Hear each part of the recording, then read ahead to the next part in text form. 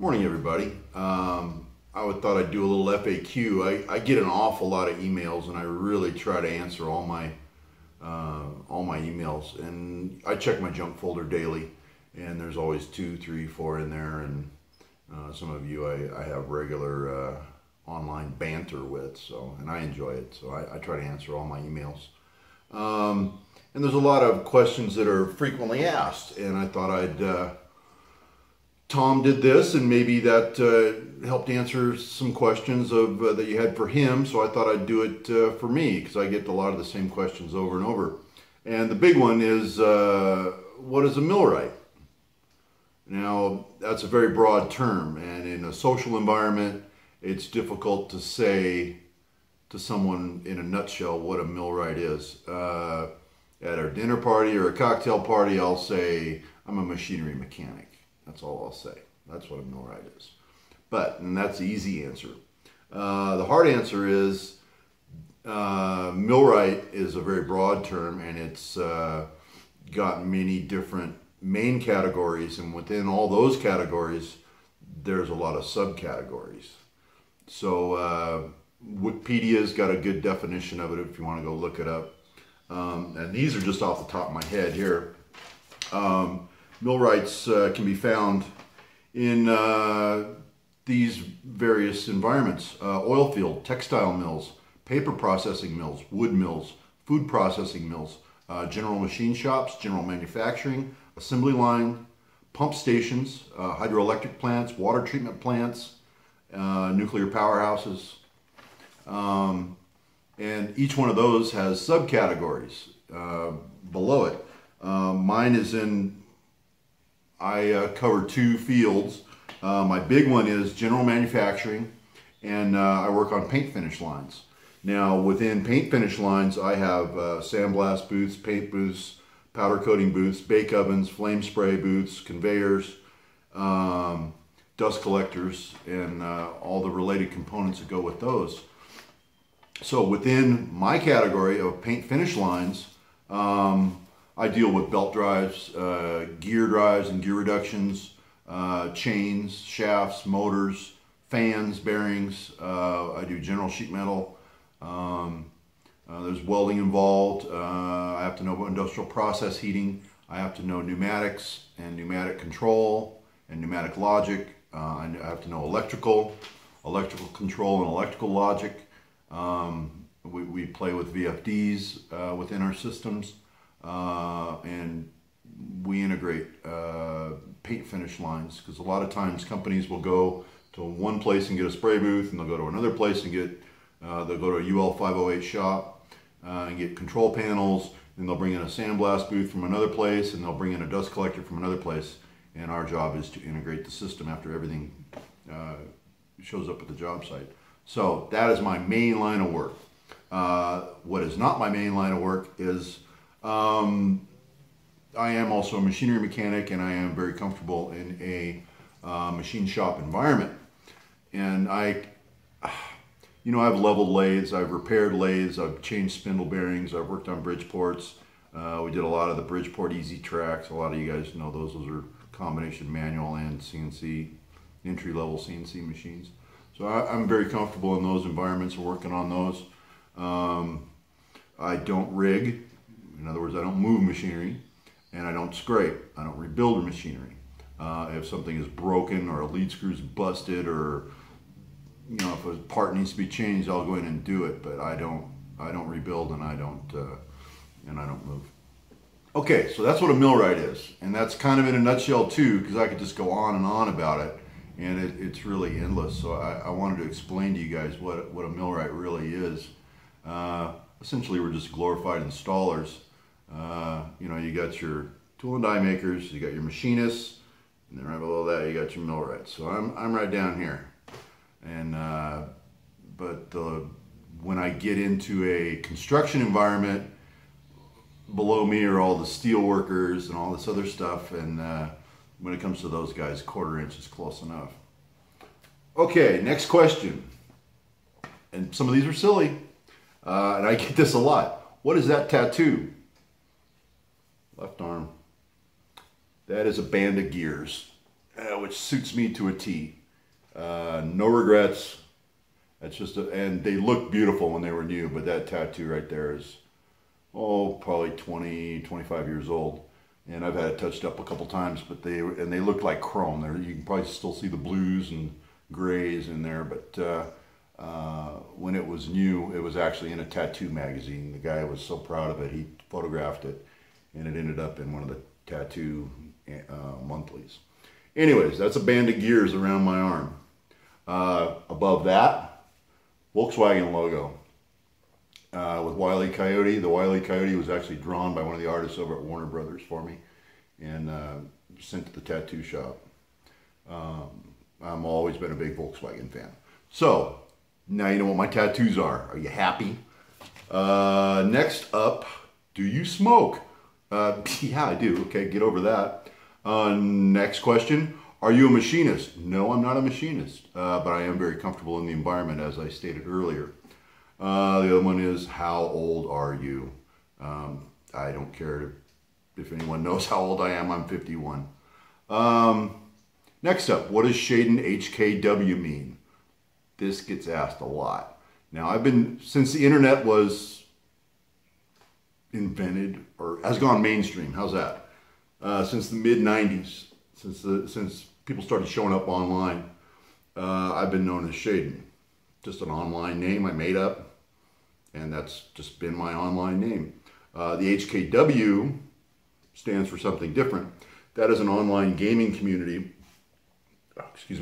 known as the Holy Knights of Westmarch. And I am one of the members of that. I am not a charter member, but I have been in that guild for a very, very long time. But that is, the HKW is Holy Knights of Westmarch. If you want to look us up, go to zacharoom.net. That's pretty easy to remember, and just go look up zacharoom.net, and I can be found stomping around there. We play online games together. So there's my handle. What's the next one? Oh, what's the fire on your banner? Right up at the top, my banner on top of my channel. What's that fire up there? That's me on a quad. That quad, I'm original owner on an old LT500 Quadzilla, Suzuki mid-80s. Some of you old timers probably remember those big two-strokes and remember what a power band that LT500 had. And I was, very first year they came out, I think it was either 87 or 88. I have a very low serial number LT500. I was one of the very first to take delivery on one of those, and what a ripping quad that was. Over the years, they have a bad habit of hammering their case halves. They can be repaired once, they get sleeved, hammer them again, they're junk. I went through 4 to 5 sets of case halves, and all the way up to the point where I was waiting on them from Japan, from Suzuki, and they're not available anymore, maybe by the aftermarket, but I finally gave up on rebuilding that motor every season. So where it went full circle, I bought a wrecked FZR 1000. That's a Yamaha with the X up, an R1 road race bike, street bike. I bought that from a salvage yard. It had been rear-ended badly. I feel sorry for the guy that got hit, but the bike was wrecked, the motor was in perfect shape, and I bought the bike for $800. And then everything sat. The LT500 sat because I didn't have any motor case halves, and the FZR sat because I had this big plan in my head. It sat for the better part of, well, let's see, that was a 94 FZR. It was brand new when it was wrecked, and I didn't build the bike till 98. So it sat for quite a few years. When I did build it, I basically cut the quad in half and put the FZR motor in. So it goes together a lot like the street bike does. The motor is in the central location, and the back half of the quad bolts to the motor, and the front half of the quad bolts to the motor. If you need to take the motor out of the quad, you split the quad in half, and the motor's sitting there right in the middle. And Actually, I got a few photographs of that. Take a look at these.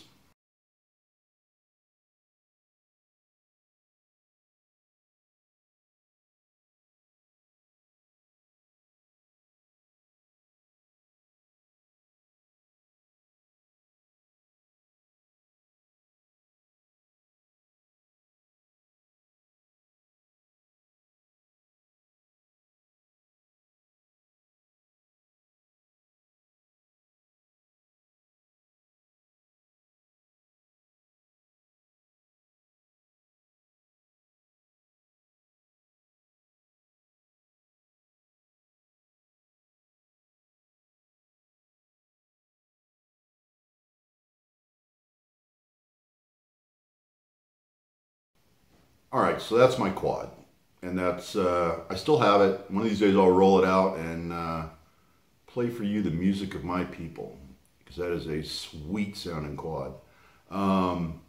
It runs 4.3 in 100 yards in the dirt at 102 miles an hour with me on it. 260 pounds on a good day, so very fast. The motor's got a full Vance and Hines treatment. It's got Vance and Hines cams, Mikuni flat slides, 34 millimeter flat slides, and the full header package. And the X-Up's been taken out of it. And the X-Up system on the old Yamahas pulled away from the low-end power band. They didn't want that real raunchy power band that just came on so hard. But you know, I love that. So and you know, when you roll into the throttle, it just and it's just real crisp. But on the street, I can see where that would turn that bike into a wheelie machine. So I got rid of the X-Up system that was on the street bike, and just with some airbox adjustments, that motor really came alive. My banner is, you know, file this underneath dumb shit I have done in my life. Okay, that's going to go in that category. We used to put gasoline in the sand. Gasoline is cheap entertainment. We used to put gasoline in the sand, probably 2-3 gallons, light it up, and let it just die down just till it's just barely flickering on top. Now, right below the surface, it can't get any oxygen, so there's a bunch of wet gas down low in the sand, and you just roll through it slow with a quad or a sand rail or something, and you know, nail the throttle, and with some paddle tires on it, it's gonna throw a 15 to 20 foot rooster tail of flames. So yeah, good times, you know. And we used to do that right at dusk, and you know, it was a real Kodak moment. So that's the fire on my banner. That's me rolling through some gas. I think we were up in California City, screwing around up there. So yeah, that was good times. Last question. This is funny. You live in California. Are you a liberal? No, I am a gun-toting, flag-waving conservative. So no, I am a fish out of water here. I don't fit in around here at all. But I like where I live, and here I'm going to stay. So, anyways, that's the end of my FAQ.